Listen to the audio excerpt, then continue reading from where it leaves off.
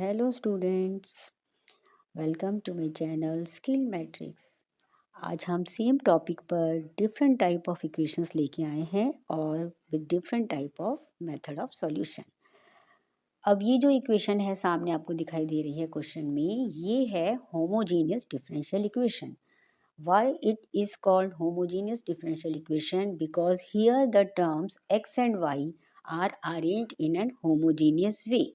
तो हम इसको डायरेक्टली सेपरेट नहीं कर सकते जैसे हमने पिछली वीडियो में सेपरेशन ऑफ वेरिएबल मेथड में किया था। तो फिर हम कौन सा मेथड यूज़ करेंगे? तो इसके लिए ये एक नोट है, इसमें देखिए अगर हम इस इक्वेशन को इस फॉर्म में अरेंज कर पाते हैं जो कि फर्स्ट फॉर्म है, that is d y by d x equal to function of x and y, where this f denotes the function which function homogeneous function of degree zero. तो zero degree का ये अगर homogeneous function बन जाए और अगर ये d y by d x form में है, then we use the substitution y equal to v x. और अगर हमारे क्वेश्चन में फंक्शन इस तरह से अरेंज हो रहा है कि d x by d y equal to function of x and y, then we use the substitution x equal to v y. So let us see कि हमारा यहाँ पर कौन सा वाला केस है, फर्स्ट है या सेकंड है। चलिए देखिए, तो यहाँ पर आप क्या करेंगे, देखिए ये dx है और ये dy है। तो पहले हम इस पूरे टर्म को राइट साइड पर ले जाते हैं, तो ये नेगेटिव साइन हो गया। फिर क्या करेंगे, इस नेगेटिव को हम अंदर लेके आएंगे तो ये टर्म्स जो है वो इंटरचेंज हो जाएगी और ये नेगेटिव जो है यहाँ से हट जाएगा। फिर हमने क्या करा है, इसमें से y कॉमन ले लिया है, राइट, क्योंकि नीचे यहाँ पे y भी है तो ये y जो है वो कैंसिल आउट हो जाएगा। उसके बाद हमारे पास क्या बच गया, ये dx by d y equal to this.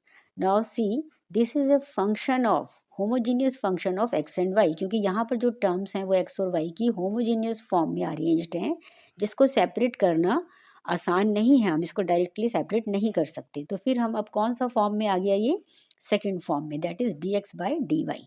तो इसमें हम जो सब्स्टिट्यूशन यूज़ करने वाले हैं वो है x equal to v y. So we put this x equal to v y, तो यहाँ से हम इसको डिफ्रेंशिएट करेंगे with respect to y, that means d x by d y. तो यहाँ पर कौन सा रूल लगेगा, product rule, that means u into v वाला रूल।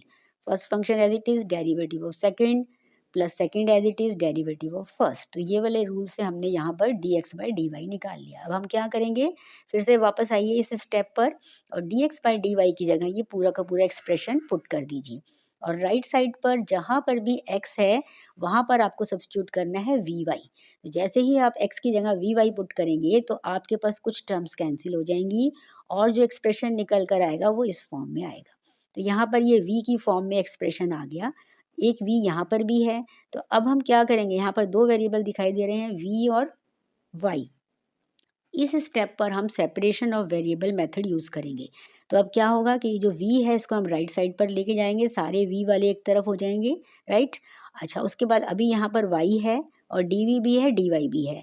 तो अब हम क्या करेंगे, पहले हम इसको थोड़ा सा सॉल्व करते हैं। सॉल्व करने के बाद हमें क्या मिलेगा, ऊपर हमें 1 मिलेगा, ठीक है, विद माइनस साइन, और यहाँ पर है 2 into e to the power v।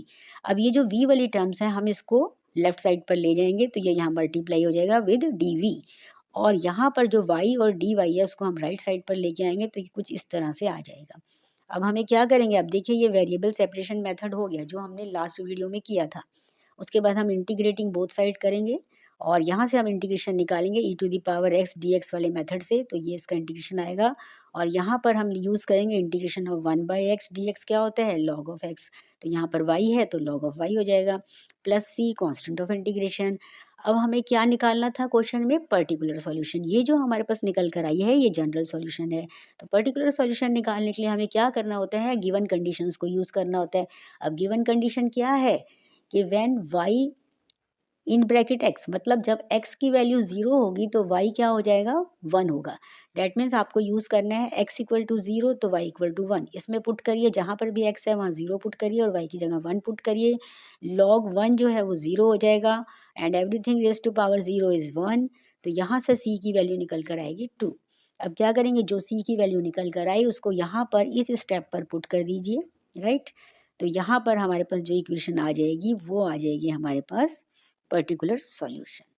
So this is the question of homogeneous differential equation of this form, that means second form.